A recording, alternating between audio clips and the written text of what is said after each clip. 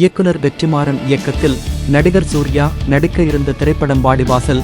இப்படத்தை கலைப்புலி தானு தயாரிக்க ஜிவி பிரகாஷ் இசையமைக்கிறார் என்பது அனைவருக்கும் தெரிந்த ஒன்று. கடந்த சில வருடங்களுக்கு முன்பே இப்படத்தின் ஷூட்டிங் தொடங்க இருப்பதாக தகவல் வெளிவந்தது.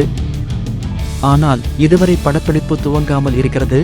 இதனால் ரசிகர்கள் அனைவரும் இந்த படத்தை எடுக்கப் போவதில்லை என முடிவு செய்துவிட்டார்கள். ஆனால் இயக்குனர் வெற்றிமாறன் பேட்டி ஒன்றில் வாடிவாசல் விரைவில் உருவாகும் என தெரிவித்து இருந்தார். இந்நிலையில் வாடிவாசல் படத்திலிருந்து சூர்யா விலகிவிட்டதாக ஒரு தகவல் வெளிவந்துள்ளது.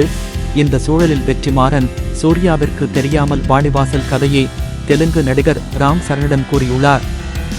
ஆனால் கதையை கேட்ட ராம் சரண் இந்த கதை எனக்கு பிடிக்கவில்லை என கூறிவிட்டாராம்.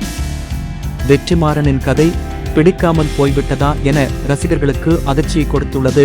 சூர்யாவிற்கு தெரியாமல் வெற்றிமாறன் ராம் சரணிடம் கதையை சொல்லியதால் இப்போது சூர்யா கடும் கோபத்தில் இருக்கிறார் என பலரும் பேசி வருகிறார்கள்.